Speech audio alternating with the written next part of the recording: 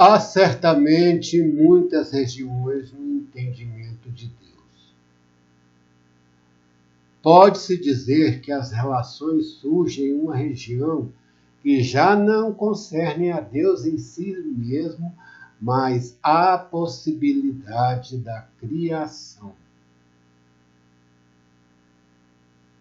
É pelo menos uma indicação, mesmo que a questão seja saber não onde surgem as relações, mas como surgem.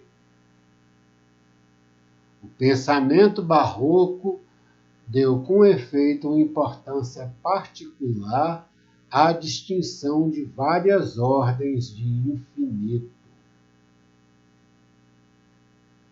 Em primeiro lugar, se as formas absolutas constituem Deus como infinito por si, que exclui todo e partes, a ideia de criação remete a um segundo infinito pela causa.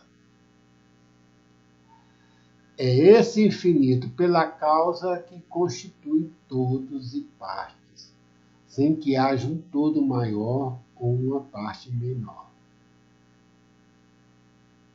Já não é um conjunto, mas uma série que não tem o termo último nem limite. Ela já não é regida exatamente pelo princípio da identidade, mas por um princípio de similitude ou de homotetia, que assinala uma nova classe de seres. É tudo o que se poderia chamar de extensões ou extensidades. Não só o extenso propriamente dito, mas também o tempo, o número, a matéria infinitamente divisível, tudo o que é partes, extra-partes, e como tal submetido ao princípio da similitude.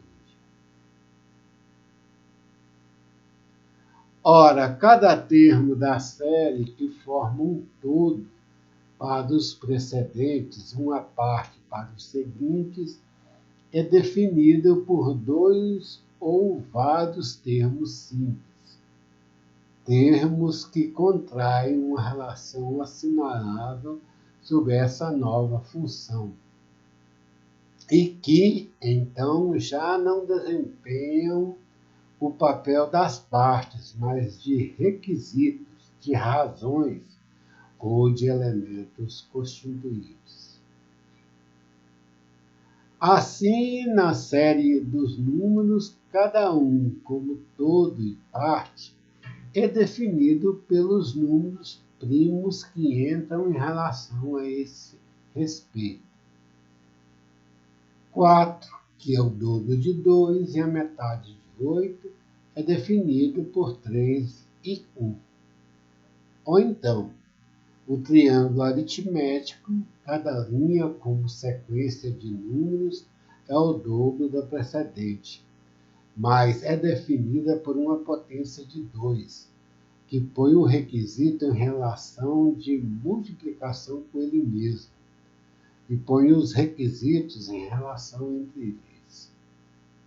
Basta compreender que todo e partes e similitude não são já relações, mas são a fórmula principiadora de um infinito derivado, uma espécie de matéria inteligível para toda relação disponível. Então, os termos primitivos sem relação em si mesmos contraem relações ao se tornarem requisitos ou definidores do derivado, isto é, formuladores dessa matéria. Enquanto os primitivos estavam sem relação, simples, autoinclusões, eram eles atributos de Deus, predicados de um ser absolutamente infinito. Porém, desde que se considere um infinito de segunda ordem que deriva desse ser, os predicados deixam de ser atributos para se tornarem relações. Tentam em relações e definem até o infinito os todos e as partes, estando eles próprios em inclusão recíproca com o definido de acordo com a dupla antecedência. Entra-se desde já na razão suficiente, pois sob sua relação os definidores são a cada vez a razão do definido. Se fosse preciso definir a relação, dir-se-ia que é a unidade da não-relação com uma matéria todo e partes. Se acreditou frequentemente que as relações apresentavam para Laios uma dificuldade irredutível, foi por ter se confundido predicado e atributo. Confusão que só é legítima ao nível de noções absolutamente simples, que exclui precisamente toda relação, mas confusão que deixa de ser legítima desde o nível das noções derivadas, ou predicado. Relação na inclusão recíproca do predicado relação com um sujeito definido.